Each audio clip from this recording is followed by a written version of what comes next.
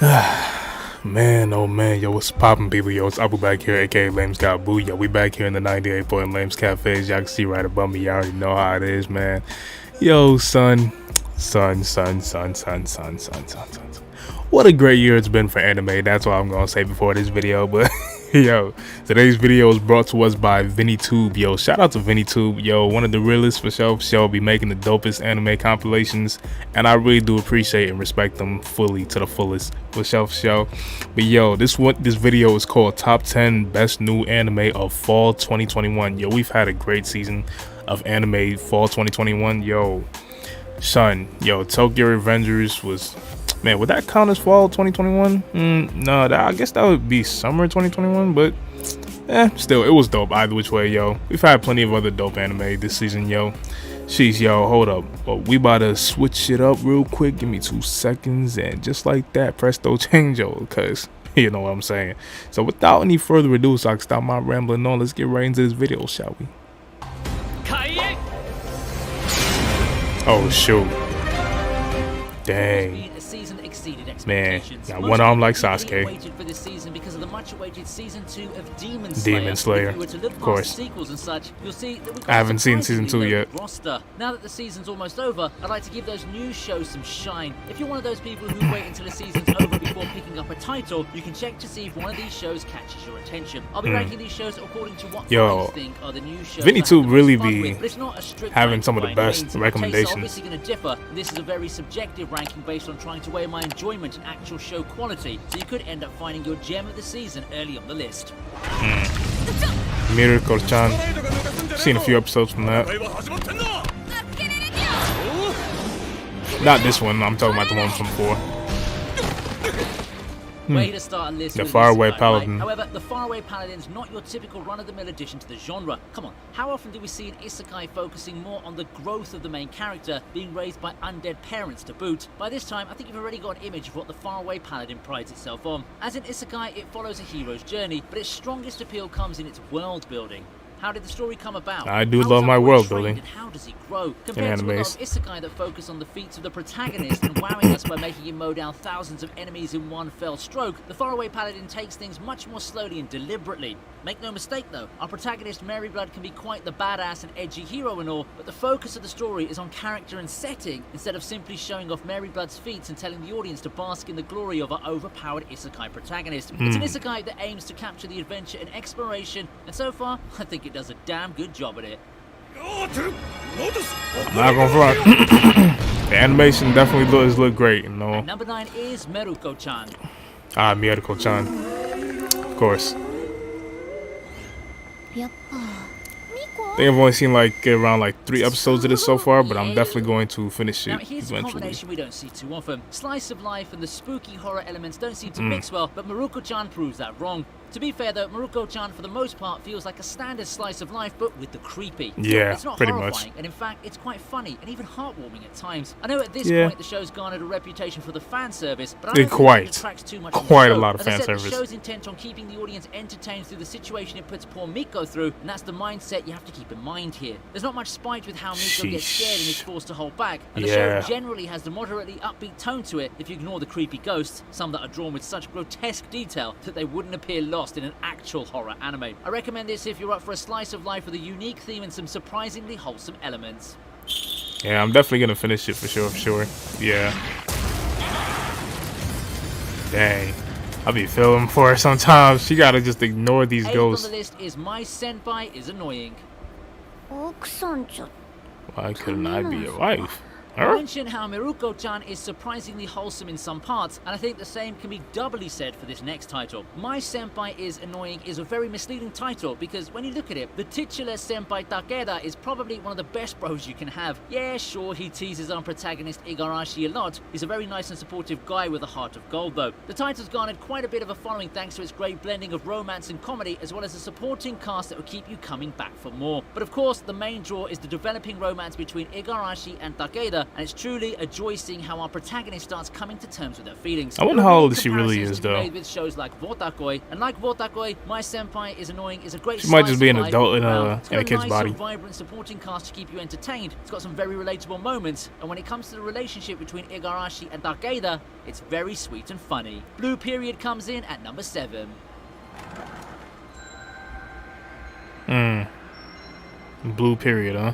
I don't think I've heard about this one before. Frankly, I like these kind of shows. Every so often, you have these kinds of dramatic shows that deal with the struggle of pursuing a craft. When I was starting out with watching seasonal anime, Bakuman was one of my favorites because it just felt so inspiring. Doubly so because I'm quite interested in manga despite being quite the frustrated artist. Luckily, Blue Period's here to bring back that magic but with a different execution. No, I definitely have heard about this one. That deal with the honing of a craft, Blue Period mostly does away with focusing on the shonen stakes. For me, Blue Period seems to be more inward-facing if you get it. Its main draw for me isn't the art itself or educating on the world of manga publications like Bakuman did. It's more focused on our protagonist and how he overcomes his doubts and deals with his inexplicable focus on art. That much is evident with the more low-key nature of our hero compared to shonen peers. If you're finding yourself the type of person with low self-esteem but are interested in art, you should definitely give this one a shot. The protagonist would be very relatable and it would inspire you in more grounded ways that the typical shonen sports anime wouldn't. The show does drop a few places though due to an uninspired adaptation, especially when it comes to art and animation, which is kind of ironic, isn't it, don't you think? World's Finest Assassin is 6th on the list. Yep. Man, I'm only 5 episodes into this, but so far so dope. So far so dope. This is a show that I was so excited for coming into the season. The season started, I revved up and watched the first episode, and I wasn't disappointed. So far, definitely worth the hype. I didn't expect the show to pick up momentum, considering that at first glance. It's not too unique. It's an isekai with an overpowered protagonist, strong anti-hero vibes, and a harem. Oh, and the guy behind Redo of Healer is also responsible for this one. That's not really the formula for a stellar reputation now, is it? The world's finest assassin overcame the odds and captured the hearts of many anime fans. People often rave about the opening that everyone seems to love. Yeah, the opening's definitely dope. World's Finest Assassin manages to execute its isekai tropes well, throwing in some subversions along the way. For starters, our protagonist wasn't some converted NEET in his previous life, so no Mushoku Tensei controversies for you there. Second, it's also got an unexpectedly intricate world with its magic systems, and it's in here that we can see the various creative applications that fans of magic systems have often wanted. Our protagonist is actually competent and doesn't just brute force his way through everything. And while he does get his mandatory harem, the girls are all appealing, and given Luke's history in his previous life, the charisma he exudes to attract them is justified. If you're up for a power fantasy that's so much better than what you'd expect, then make sure you try this one out.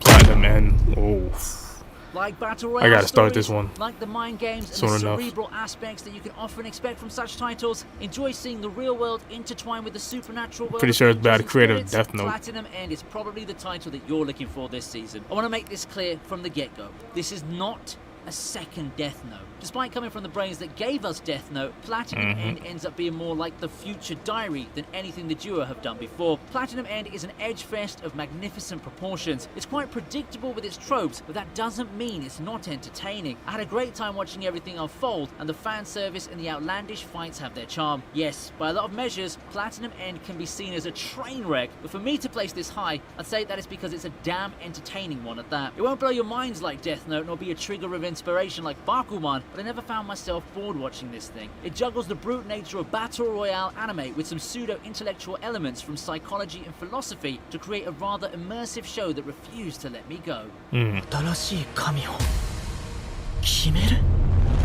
Speaking of wanton destruction, Tact of Destiny is 4th on the list. Visually, this is the anime among the list that quickly stood out in a massive way. Well, that is to be expected when you've got an action anime handled by both Madhouse and Mappa. Madhouse and Mappa? Tac could have faltered into a mediocre cash grab to serve as a commercial for an ambitious mixed media project led by a GOAT anime studios being tied to classical music.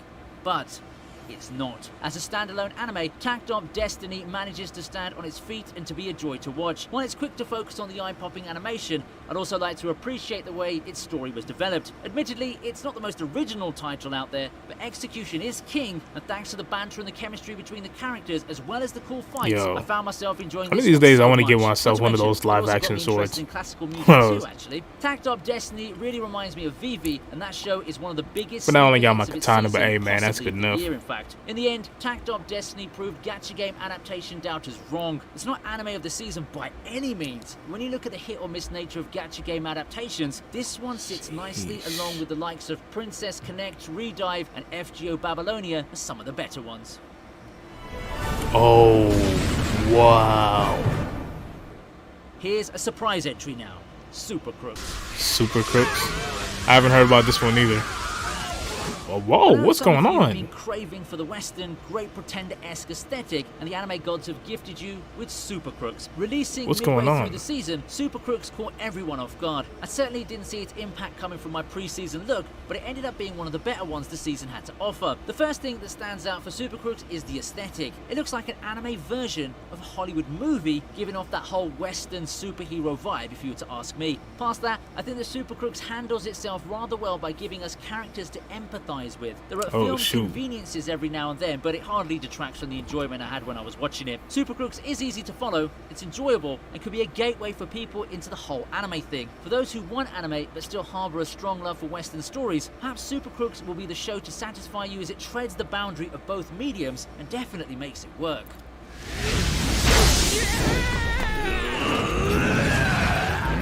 For our runner-up, we have Gomi-san.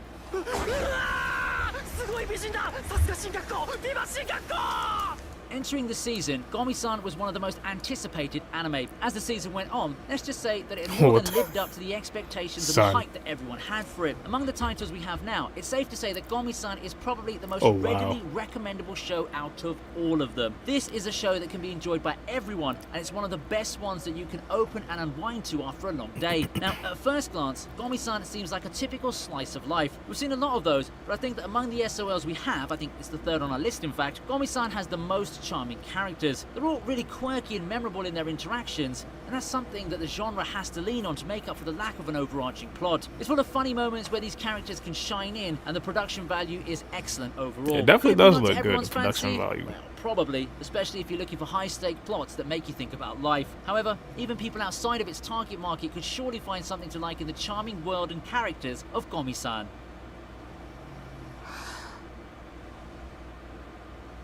So for this season, our best new anime is Ranking of Kings. Ranking of Kings. Now, this really did come out of nowhere. Ranking of Kings is a show that had to overcome insurmountable odds. It was a latecomer to the party, debuting midway through October. It also didn't have the most attractive and eye-catching art for an anime, typically speaking. I mean, the thing looks like a children's show. Even the premise doesn't even sound that gripping. Deaf and mute child wanting to be king goes on a journey with a shadow friend. But maybe the drunk style, but the animation is still pretty good. What I especially love about this anime is the sheer amount of depth it contains in its characters and world. I know, I don't mean depth as in high-sounding science or philosophical babbling that you often see in stuff like Mahoka. What I mean are the actual depth of the characters and their sides that the viewers will enjoy uncovering as you wade through the thrilling episodes. You can really feel that you're in it with the characters on their journey. Yo, GC or Mario, appreciate the sub. It's exciting not because of its UFO table tier fights, but because there's always something new to be learnt. Ranking of Kings and welcome to the fam.